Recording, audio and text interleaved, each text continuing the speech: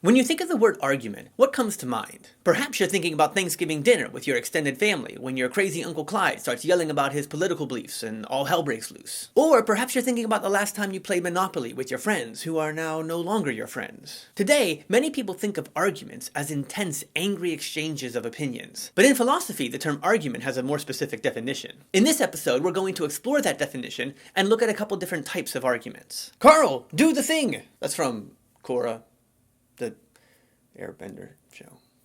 Okay.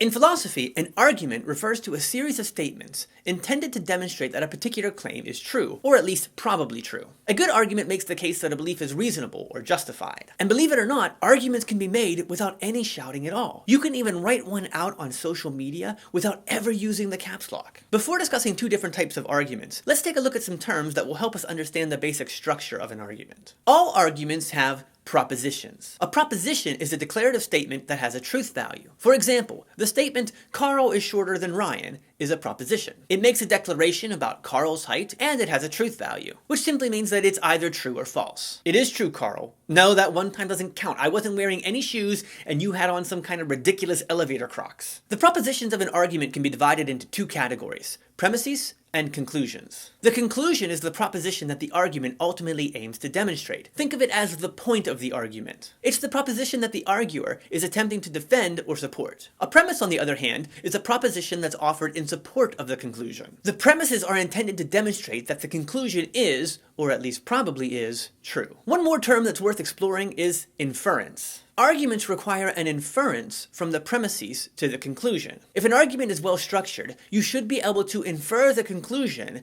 based on the premises. Let's put these terms to use by looking at three propositions. All mammals have backbones. Koalas have backbones. Koalas are mammals. If we arrange these propositions in the right order in terms of premises and conclusion, we can put together a good argument. Here's the order. Premise 1. All mammals have backbones. Premise 2. Koalas are mammals. Conclusion, koalas have backbones. This argument works because we can infer the conclusion from the premises. If it's true that all mammals have backbones, and if it's true that koalas are mammals, it must be true then that koalas have backbones. Hey Carl, knock knock.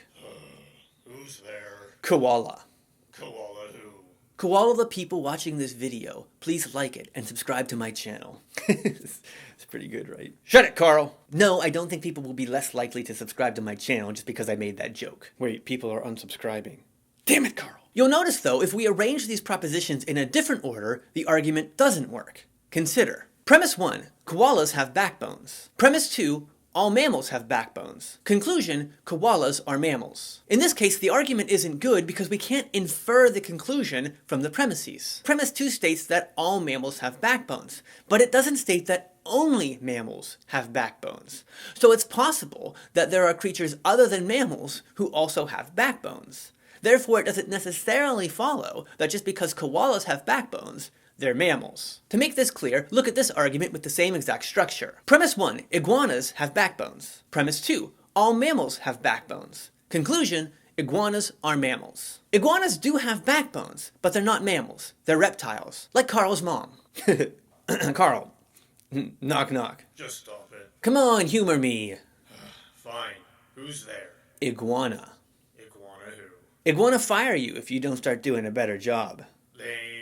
In day-to-day conversations, arguments aren't usually laid out like this, premises and conclusions. They're more conversational. But we can identify arguments by looking for language cues. For example, in English, certain key words help us detect that an inference, and therefore an argument, is being made. Words like therefore, thus, and so can signal an inference. For instance, the argument about koalas could be written or spoken like this. We know that koalas have backbones because they're mammals, and all mammals have backbones. Or, all mammals have backbones, and koalas are mammals, so koalas have backbones. By the way, Carl, did you know that koala bears aren't actually bears? Yeah, when Europeans were colonizing Australia, a group of them were attacked by atypically aggressive koalas. Whoa, atypically aggressive koalas is a sweet band name.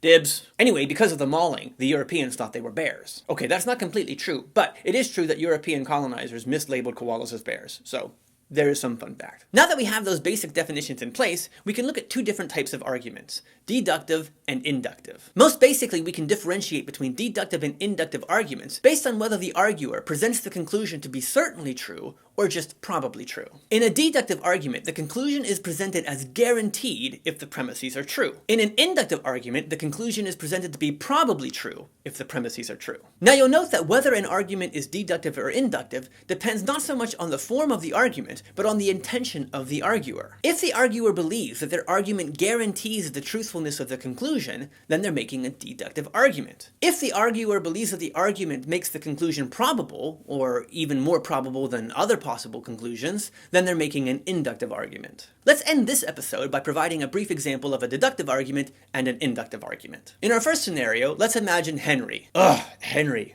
Hate that guy. Anyway, Henry's at a party. People at the party are asking if Joanne is coming to the party. Henry speaks up saying, Joanne's not coming to the party. She never goes out when she has a migraine, and she just texted me that she has a migraine. Note that this argument is presented deductively. We'll add a premise to make the argument clearer. Premise 1, Joanne would have to go out in order to go to the party. Premise 2, Joanne never goes out when she has a migraine. Premise 3, Joanne has a migraine. Conclusion, Joanne won't go to the party. Now let's adjust this same scenario to make the argument inductive. Again, Henry's at the party. I just don't know why people invite Henry to the party. Henry! And again, people are asking if Joanne is coming. Henry replies, I don't think so. She usually avoids driving in the rain, and it's raining outside. Note here that the argument doesn't guarantee that Joanne's not coming to the party. It suggests that she's probably not coming. Let's again add an implicit premise to make this argument clear. Premise 1, Joanne would have to drive in order to go to the party. Premise 2, Joanne usually avoids driving in the rain. Premise 3, it's raining outside. Conclusion, Joanne probably won't go to the party. In this case, the best evidence we have suggests that Joanne won't be at the party. But the word usually in premise 2 suggests that sometimes Joanne does drive in the rain. Therefore, it's possible that she'll be at the party, just unlikely. Okay, in this episode, we define some key terms, including argument, premise, conclusion, and inference. We explore two types of arguments, deductive and inductive. In the next episode, we're going to look at how we can evaluate whether an argument is good or bad. We'll also take a look at some common logical fallacies people often use in arguments. Until then, farewell.